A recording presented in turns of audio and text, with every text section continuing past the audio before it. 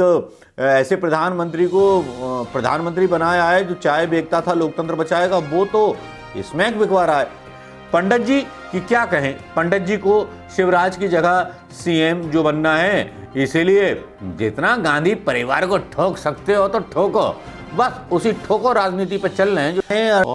एक औरत का वादे का मजाक उड़ाया, एक महिला की बेइज्जती की मिश्रा जी ने, पंडित जी ने और अमीर। तो भैया अपना गरेबान झाको, घोषणा पत्रों पे मत झाको। लगता है कि प्रियंका गांधी का तीर निशाने के। आइए हल्ला बोलते हैं दूसरी खबर पर। वो खबर है फडणवीस की। फडणवीस साहब का नवाब मलिक जो है पजामा उतारने पर लगे हुए, मतलब पर लगा अन्यथा।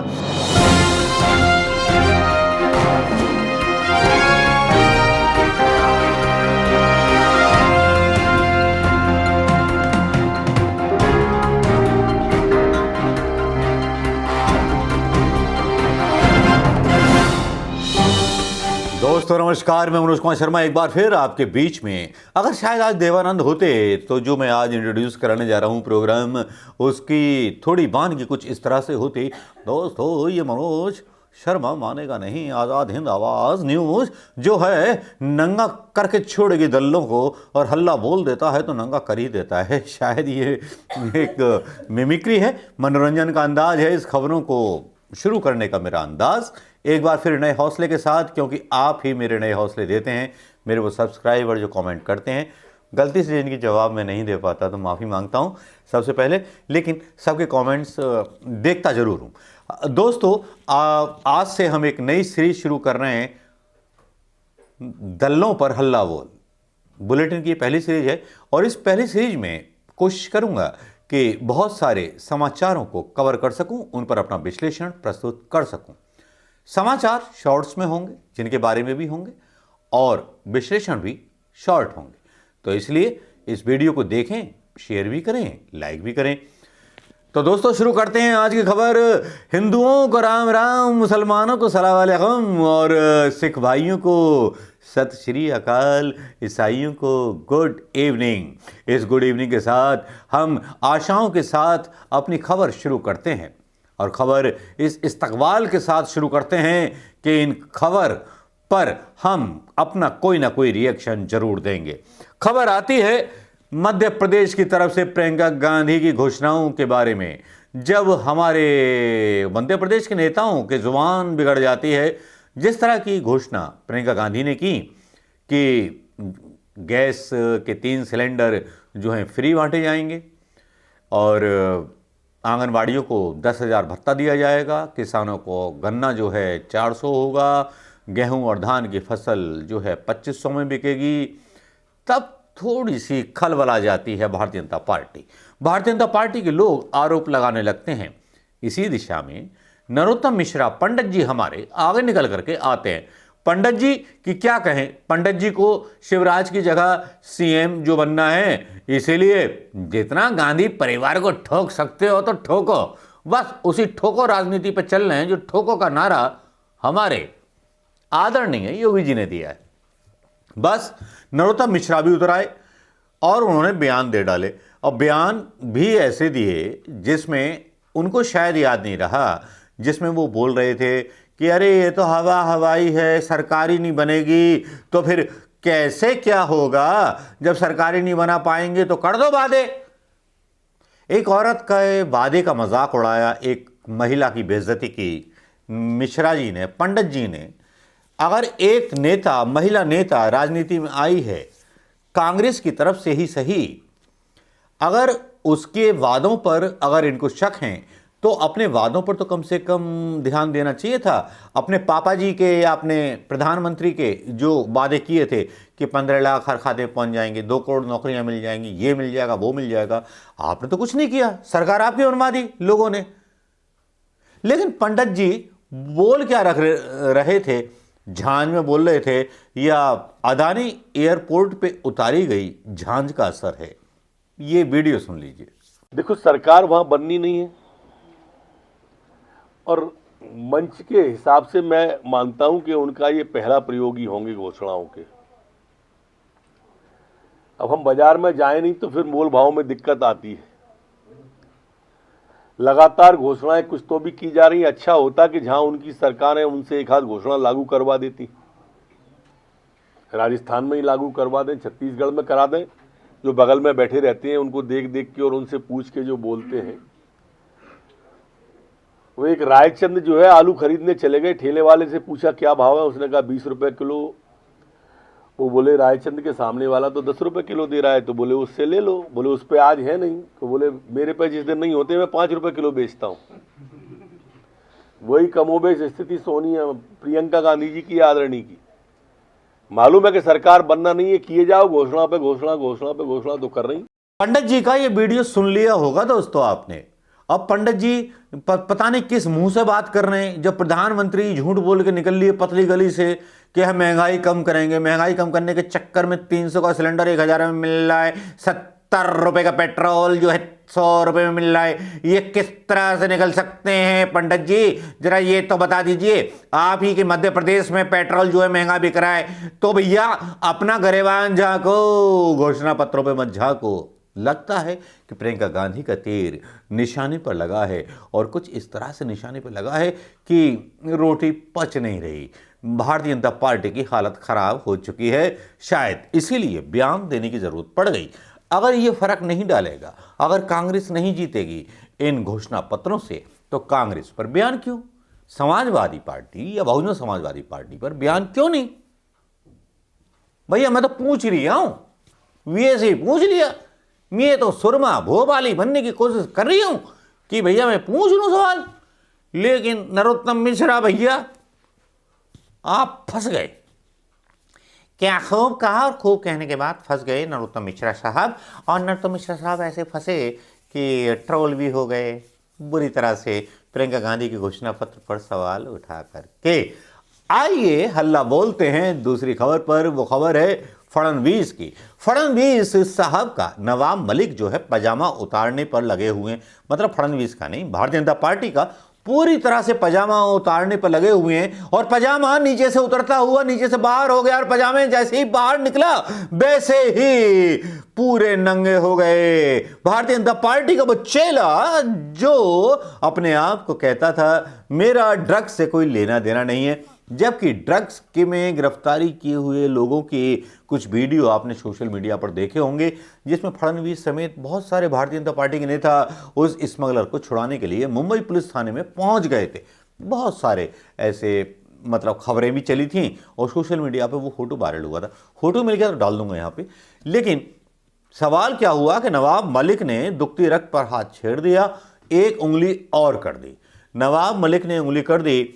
एक गाना रिलीज किया गया था, फडणवीस जो थे एक्टर बने हुए थे, गाना गा रहे थे, उनकी बीवी भी उनके साथ थी और जोशो खरोश के साथ गाना गा रहे थे। और जो गाना वो गाया गया उसके बारे में नवाब मलिक ने पूछा कि इसका निर्देशक कौन था, इसका प्रोड्यूसर कौन था, फाइनेंस हेड कौन था, तो उसमें एक निकल के आया drug smuggler. Drug smuggler Modi ji. अरे मोदी जी को क्या बोलना है, मोदी जी तो अदानी अंबानी के थ्रू सारा कांड कर डालते हैं, चंदा भी ले लेते हैं, ट्रक का भी व्यापार चलता रहता है। लोग तो शक करने लगने एक प्रधानमंत्री को, एक ऐसे प्रधानमंत्री को प्रधानमंत्री बनाया है जो चाय बेचता था लोकतंत्र बचाएगा, वो तो स्मैक बिकवा रहा है खुलेआम अफगान से मंगा करके। शायद अजीत डोभाल इसीलिए मिले थे क्या तालिबान से, मतलब शक होता है, मीटिंग हुई थी तालिबान के साथ। तो इसमें डिस्क्रिप्शंस होते हैं उस गाने के, जो गाना गाया जाता है। सिंगर हैं अमृता फडणवीस एंड सोनू निगम, डायरेक्टर हैं Sachin Gupta, music director Kamod Subhash, lyricist लिखे हैं अभिजीत जोशी ने, क्रिएटिव हेड हैं मनीष खांखा, और फाइनेंस हेड हैं जयदीप राणा। जयदीप राणा वही हैं जो ड्रग स्मगलर के नाम से प्रचारित किए जा रहे हैं। भैया फडणवीस जी, थोड़ी सी तो शर्म रख लिया करो। झूठ बोलते हुए आपके चेहरे से नकाब जब उतरता है और आप जो बयान देते हो, काउंटर करते हो, तो आपके चेहरे की हवाइयाँ उड़ी हुई होती हैं। मंत्री नवाब मलिक, इन्होंने जो आरोप लगाए हैं, ये आरोप हास्यास्पद इस प्रकार के आरोप है। इसका कारण रिवर मार्च ये जो संगठन मुंबई में काम करती है, इस संगठन ने जो रिवर एंथम तैयार किया, उस रिवर एंथम के लिए जो टीम हमारे पास आई थी, उस टीम के क्रिएटिव टीम का एक हायर्ड आदमी, जिसने वो पूरी टीम ने हमारे साथ उस समय फोटो खिंचवाए, और उस व्यक्ति को 4 साल बाद आज एनसीबी ने अरेस्ट किया। ये 4 साल पहले का फोटो है, और इसके आधार पर वे संबंध जोड़ना चाहते।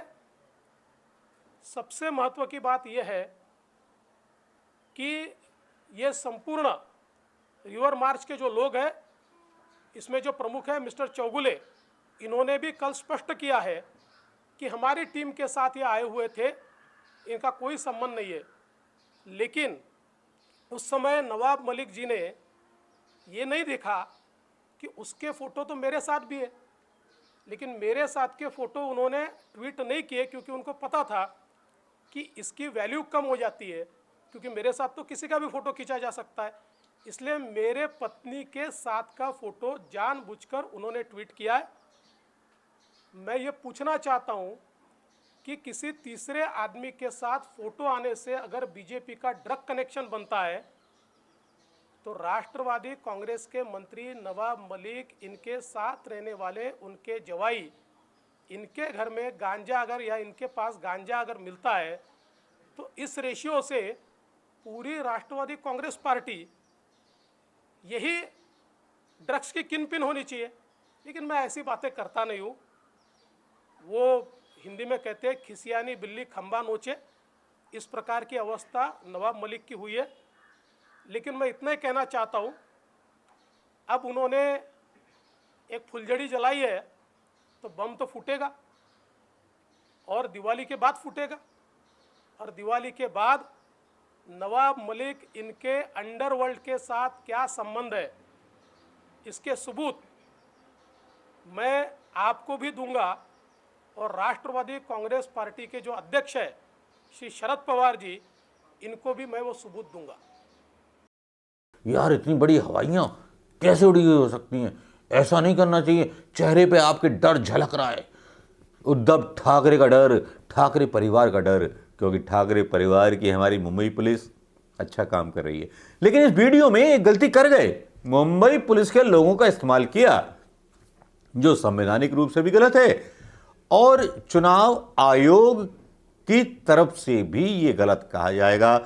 आप वीडियो बनाइए, कुछ भी बनाइए। हालांकि फडणवीस ने ये बोला कि ये तो वीडियो जो था हमने एक एनजीओ के लिए बनाया था, लेकिन भैया पुलिस का इस्तेमाल इस वीडियो में क्यों किया गया? मुंबई पुलिस का।